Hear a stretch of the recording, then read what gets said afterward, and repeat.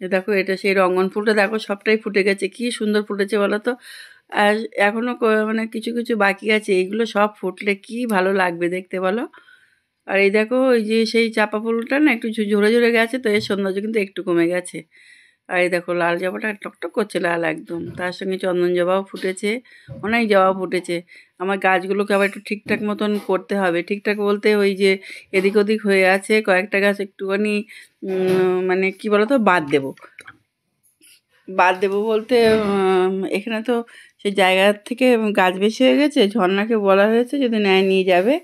আকাশে প্রচণ্ড মেঘ, তার সঙ্গে জানো তো আমি অনেকটা কাচবো, বার করে রেখে এসেছি অনেক কাচবো।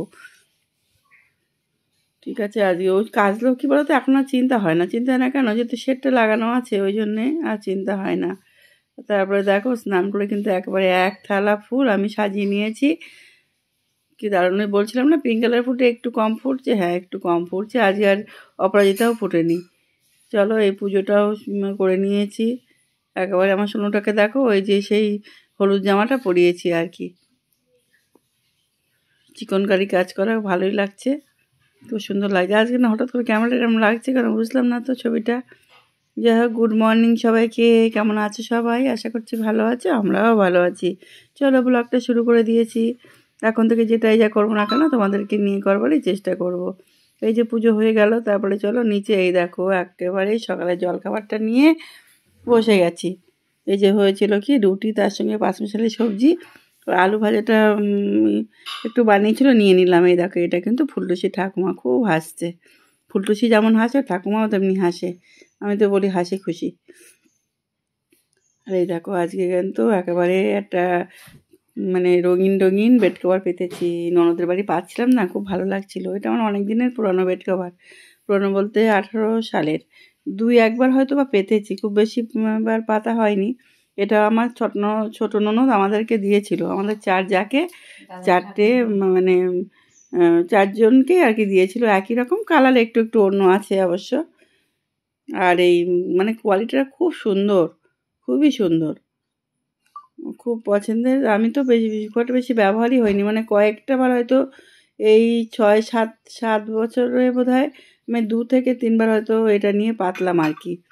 আর এই ছোটো খাটটা তো একটু রঙিন রঙিন পাতলাম, যেহেতু রঙিন যখন পাচ্ছি সব দিকেই রঙিন করে দিলাম। সবসময় তো সাদা সাদা দেখো আমার বেড কভার, অন্তত বিশেষ করে এই ঝেড়ে ঝুড়ে নিয়ে আজবার এই কী বলতো কুশন কভারগুলোও চেঞ্জ করলাম। মানে সেটা যখন মানে করছি যখন সবটাই একেবারে ফ্রেশ করে ফেলি। এটাও কিন্তু রঙিন, এটাও দেখো, এটাও আজকে আমি সবই উপহারে পাওয়া জিনিস দিয়েই মানে ঘরটা সাজাচ্ছি আর কি।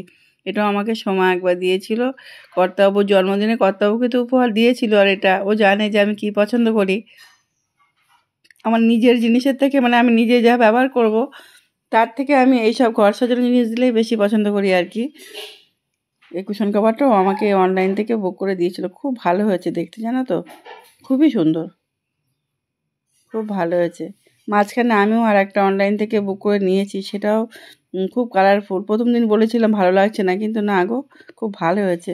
প্রথম দিন দেখেই বিচার করা ঠিক না, একটু ব্যবহার করতে করতে বিচারটা করতে হবে আর কি। ব্যাপারটা হচ্ছে এই যে একবারে প্রথম দিনেই সব কিছু বিচার করে ফেলবো, তাকে ব্যবহার করে দেখতে হবে সে ভালো কি মন্দ, তারপরে না বিচার করব।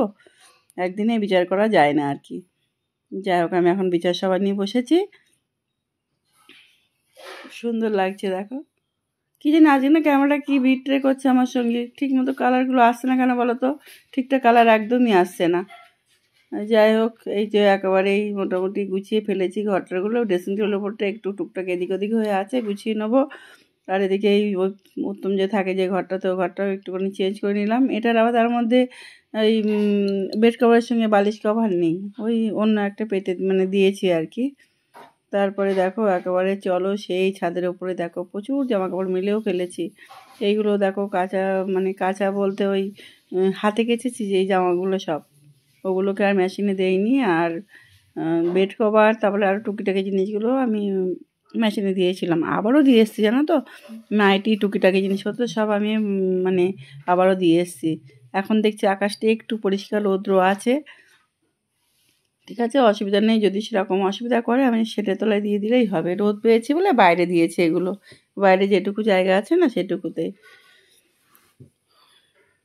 ওই যে মোটামুটি কাঁচা ধোয়া কমপ্লিট মোটামুটি করে করে নিতে পারছি কিছুটা করে করে, মানে জমিয়ে রাখলে না টেনশান হয় যে অনেকটা জমে গেল এরকম ব্যাপার। দেখো এই মেশিনে কাজছি আবার দেখে দিলাম, পাগলের মতো করি, মানে ওই ভাবছি এই যে ঘুরছে একটু দাঁড়িয়ে দাঁড়িয়ে দেখে নিই, জানো তো এই যে ঘুরে পন পন পন পন করে শেষের দিকে ওইটা আমার চুপ করে দাঁড়িয়ে থাকি আমি, যখন যদি আমি ওপরে থাকি আর কি, এইসবগুলো করি। আজকে কিন্তু রান্না বান্না তো অনেক সঙ্গে কিচ্ছুটি শেয়ার করলাম না, এই যে শুধু রান্না হয়ে গেছে, এই ভাত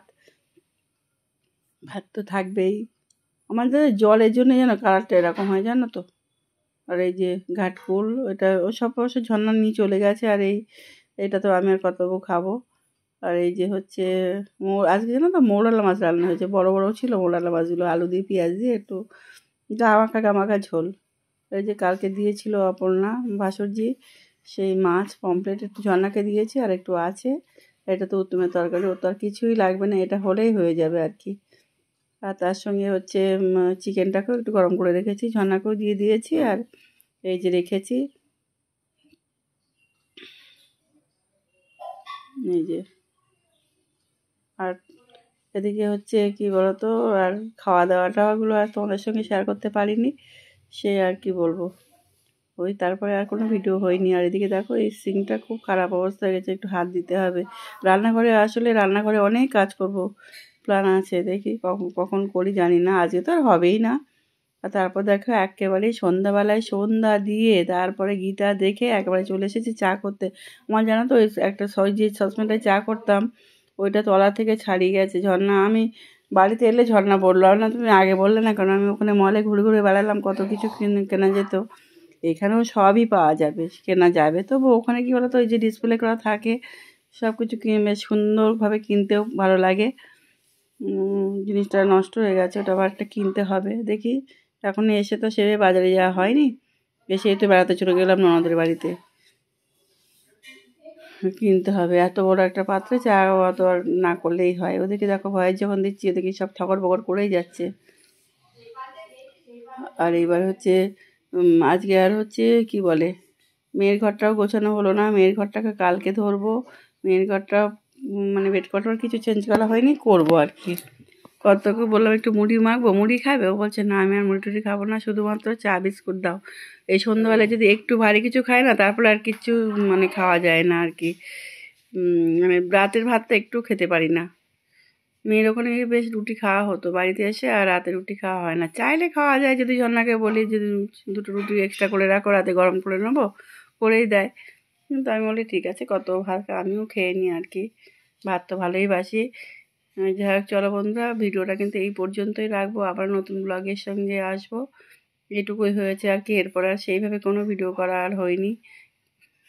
ওই একটু ভাত করব, ভাত খাবো, আর কি বলো করতাম, ওই জন্য আর কিছু করিনি। এরপরে একটা সিনেমা দেখার ইচ্ছা আছে, কত দিয়েছে আর কি, আমাকে বললো তুমি তাড়াতাড়ি তাড়াতাড়ি করে চাটা নিয়ে এসো। চলো সবাই আসি, আবার সব ভালো থাকবে, টাটা।